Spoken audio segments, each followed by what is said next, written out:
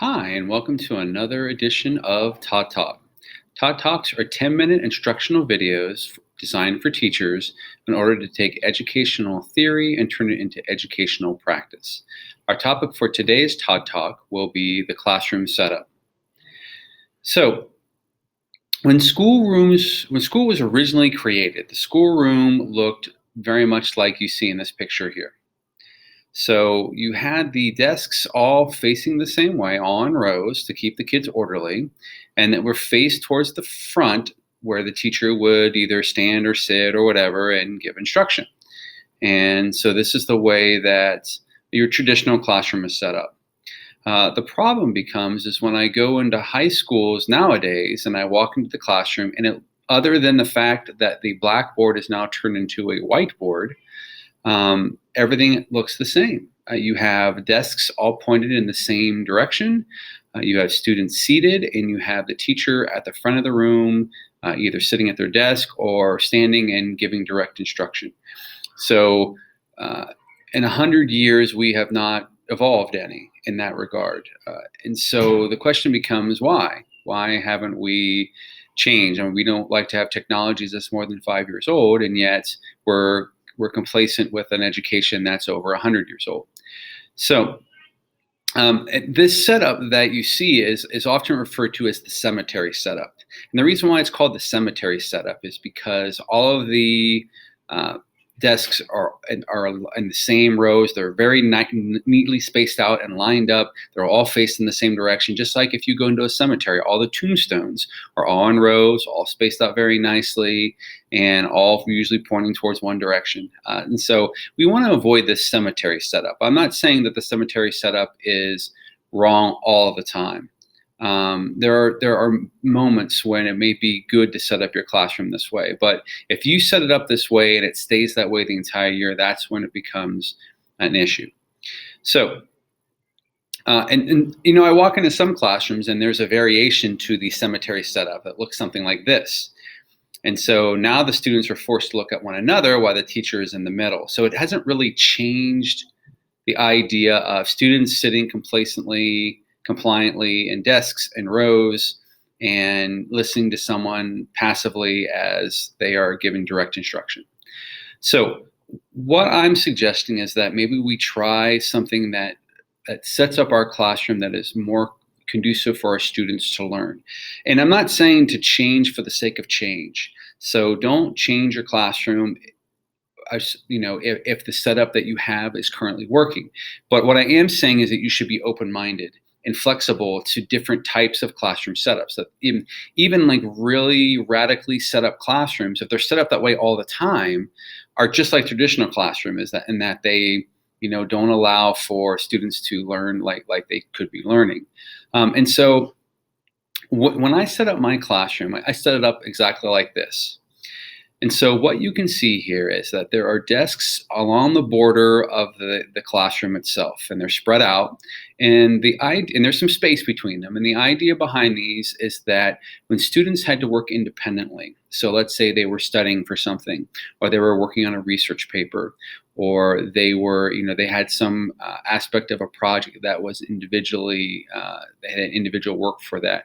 This gave them a space in order to work individually. And they weren't required to use this, but it was an option. I called it their cubicles, and they could go to their cubicles and work independently. They could put earbuds in and listen to music, but they could, whenever they needed to individually work, I wanted to have a setup that allowed them to do that. So in the back of the room, you see that there are tables, and the tables are set up that way whenever I wanted students to work collaboratively. So I did a lot of group work in my classroom. And so when I would say, oh, we're going to be breaking into groups, we're going to be doing groups, students knew to go back to those tables and to use them in order to be able to collaborate effectively with one another. At the front of the classroom, you will see your more traditional classroom. So what you see chairs that are all in rows and in lines, all facing towards the front. And this was on the rare occasions that I had to give some some sort of classroom instruction or direct instruction. Typically, this didn't last for more than a few minutes, but I wanted to make sure that students were in a place where they were able to pay attention. So by putting it this way, everyone is looking in the same direction, which is towards the front, which is where the speaker would be speaking. Their backs are not to anyone. You can see their eyes. And so you know that you have their attention.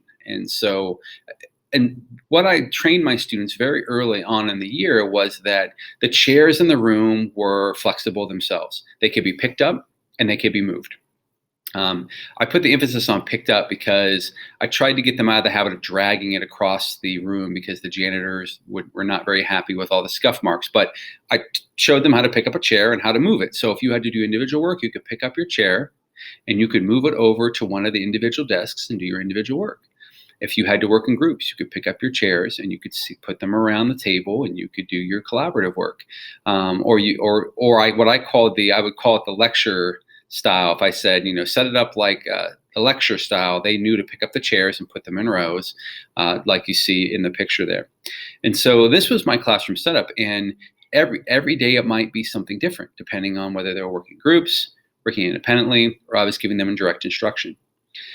And so I had to be flexible with my thinking. Another form of flexibility is the idea of flexible seating.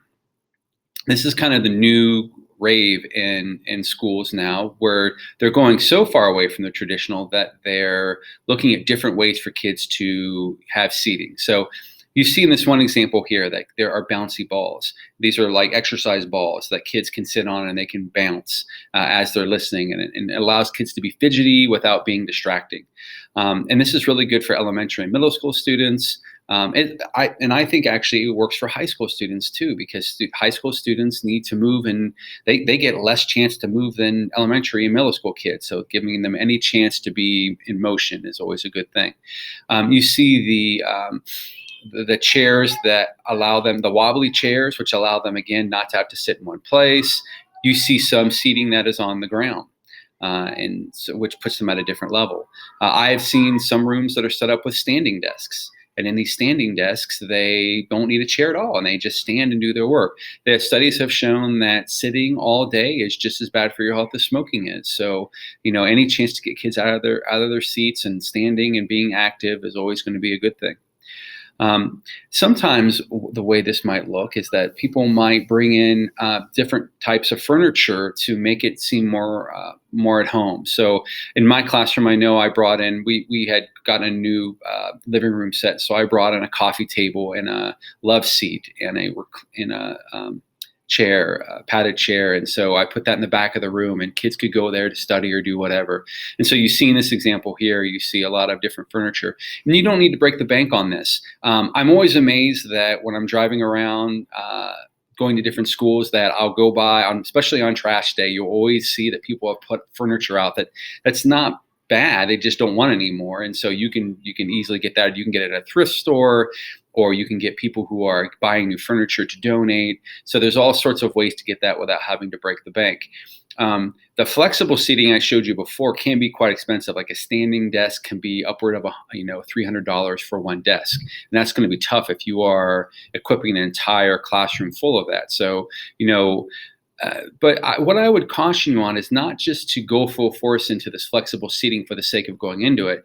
Go into it because it's something that would be good for your students when it comes to their learning. So if you have kids who are very active and whatnot, you would want to have the seating that allows them to do that. You may have some kids that can't handle the flexible seating. They can't be responsible enough. They become a distraction because they're so wobbly or they're messing around so much.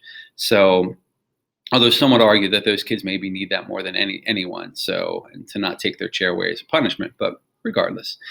And so it's interesting that this different classroom setup has actually bled into the higher learning. So I had the opportunity to go with my daughter to a college visitation, and when they were taking us around to the different classrooms, what I saw was what you see here, which is a classroom that was set up that allowed people to work collaboratively.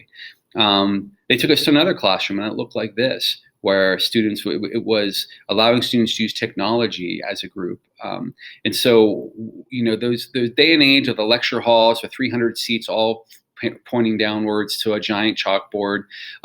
That still exists, don't get me wrong, but even universities are seeing the benefit of having different types of seating other than the traditional type of seating. So the last piece of advice I'll give to you when it comes to classroom setup is the teacher desk itself. So when you go into a classroom, you typically find the teacher desk in one of two places. It's either in the corner, or it's at the very front of the room.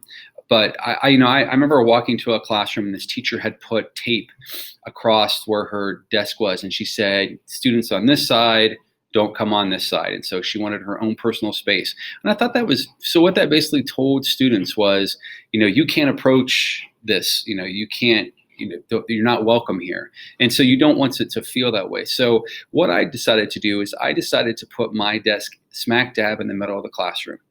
And so by doing this, what this allowed me to do is be in the center of the action. So by putting my class in the center, I was surrounded by students, and I can lean over and have a conversation with a student here, or slide my chair over here and have a conversation with a student over there.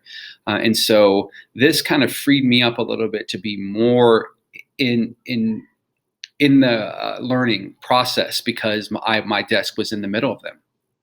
And